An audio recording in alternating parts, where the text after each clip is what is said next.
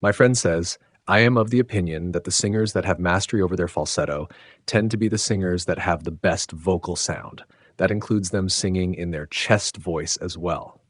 My reply, my dear friend, your level is truly impressive. Let me share some thoughts. Falsetto primarily utilizes head resonance and nasal resonance, typically accompanied by less chest resonance. Here are its specific characteristics. 1. Head resonance. The sound of falsetto is mainly concentrated in the head cavity, using the bones and spaces in the head to enhance resonance. Head resonance makes falsetto sound light, ethereal, and somewhat airy. 2. Nasal resonance. Falsetto often naturally incorporates nasal resonance, adding brightness and penetration to the sound. Nasal resonance is achieved when sound waves partially pass through the nasal cavity. When I practice falsetto, I pay special attention to the shape of the nasal cavity. Should it arch upward, simply open the nostrils, or mimic the action of blowing the nose rather than solely pushing the breath? For different types of falsetto, I operate differently. 3. Lack of chest resonance. Falsetto generally does not make extensive use of chest resonance because the vibrations of the vocal cords are weak and the chest cavity's vibrations are insufficient to contribute significantly to resonance. Therefore, falsetto often lacks power and thickness. However, falsetto must involve the chest cavity, otherwise it lacks depth. Gigli's falsetto lacks thickness, and I must find a way to resolve that. It's fundamentally a matter of the breath column, requiring a narrow, chest-focused breath column. Technical highlights.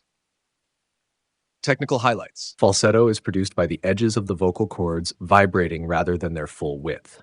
When producing falsetto, the glottis is usually partially closed and the airflow is softer, making the sound appear light and airy.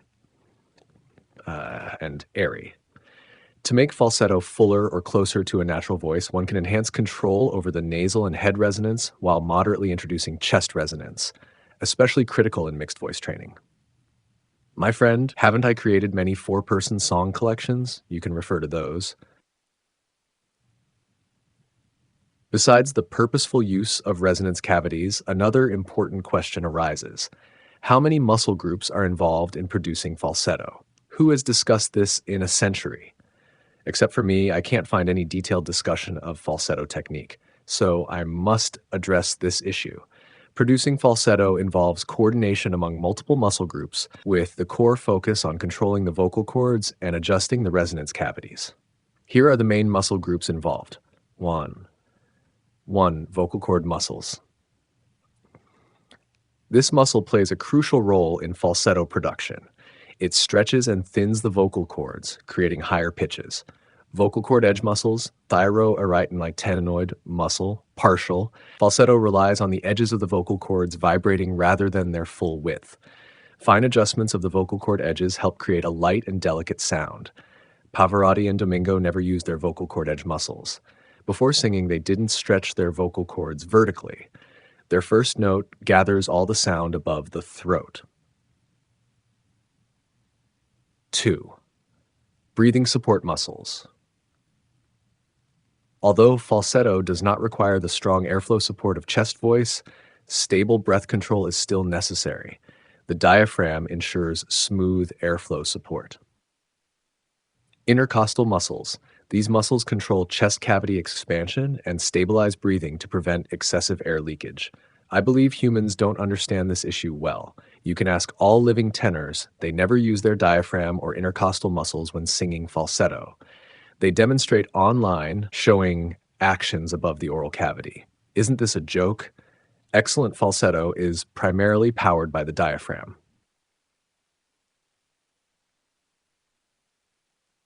3. Laryngeal muscles. Laryngeal muscles.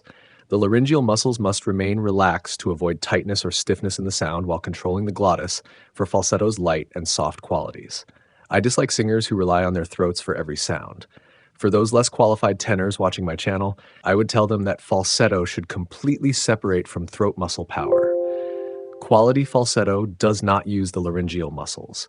If you do, your falsetto will lack the breath support of a suction breath column and result in a sound only above the oral cavity. I recommend studying Carlo Buti, who had the best falsetto in human history. 4.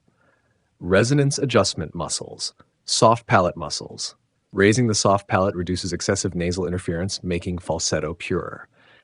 Tongue muscles. The position of the tongue affects sound wave propagation in the oral cavity, requiring appropriate relaxation or adjustment. 5. Neck and facial auxiliary muscles.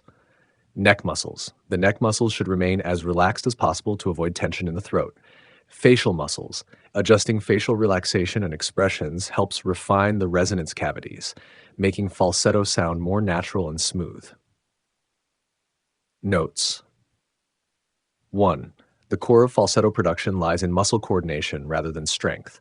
2. Avoid throat tension, especially excessive effort in the neck and laryngeal muscles.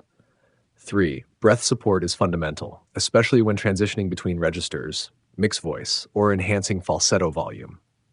With scientific practice, falsetto can become more stable and bright while reducing the burden on the throat.